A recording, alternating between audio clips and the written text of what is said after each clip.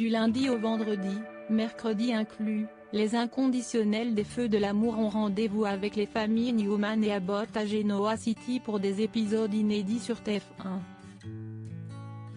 Lundi 12 octobre 2020, au retour de leur week-end mouvementé, Phyllis et William apprennent que Jack laisse temporairement la place de paix. D.G. À Ashley. Nicolas découvre qu'une personne s'est introduite à l'underground après qu'il soit parti.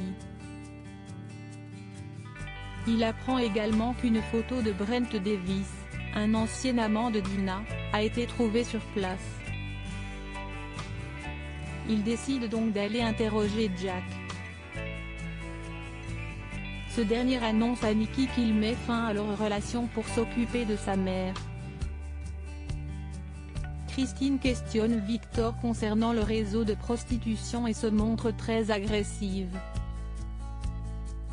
Mardi 13 octobre 2020, Victoria et son père trouvent une stratégie pour sortir de l'ornière. Ils organisent une conférence de presse et demandent à Abby de lire docilement un discours écrit par leurs soins, mais cette dernière ne l'entend pas de cette oreille. Paul enquête sur l'arme de Nikki qui a servi à tuer Zach Stinnett. Celle-ci comprend que Tessa a volé l'arme chez elle pour la donner à sa sœur et part la confronter. En plus d'avoir agressé Nikki au couteau, Jack annonce à Paul que sa mère est également l'incendiaire de l'underground, mais elle a des circonstances atténuantes. Le chef Williams promet de faire tout son possible pour lui éviter la prison. Jordan prépare une surprise à Hilary pour se venger des révélations qu'elle a osé faire sur son passé. Mercredi 14 octobre 2020, les photos d'Hilary, nue, font le tour d'internet. Hilary craque, mais Devon la soutient en l'encourageant à changer. Paul annonce à Chelsea et Annie que Dina a mis le feu à l'underground. Les poursuites contre elle sont abandonnées, car elle est malade. Abby et Scott sont convoqués par Victoria.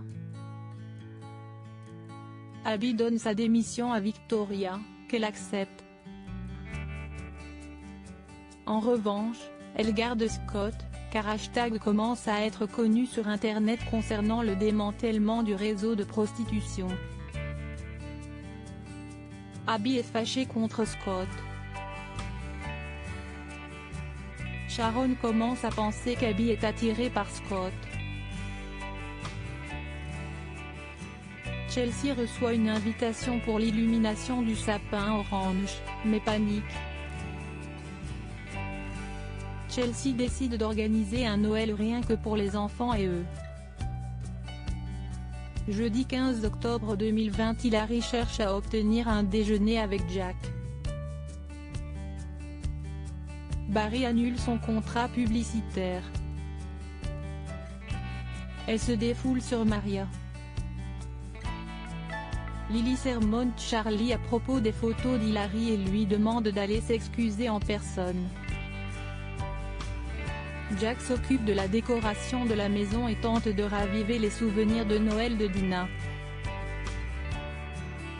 Ashley tente de diriger Jabbo pendant le congé de Jack, mais il lui a caché beaucoup d'informations et Gloria s'interpose à son autorité.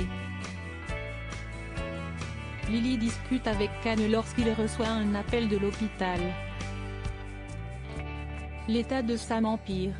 Ashley demande à Ravi de la rejoindre dans une chambre au club. Vendredi 16 octobre 2020, Abby annonce à Ashley qu'elle a quitté la société Newman. Cette dernière demande des explications à Victor. Celui-ci, qui n'était pas au courant, demande à Victoria de convaincre Abby de revenir. Abby accepte, mais à ses propres conditions.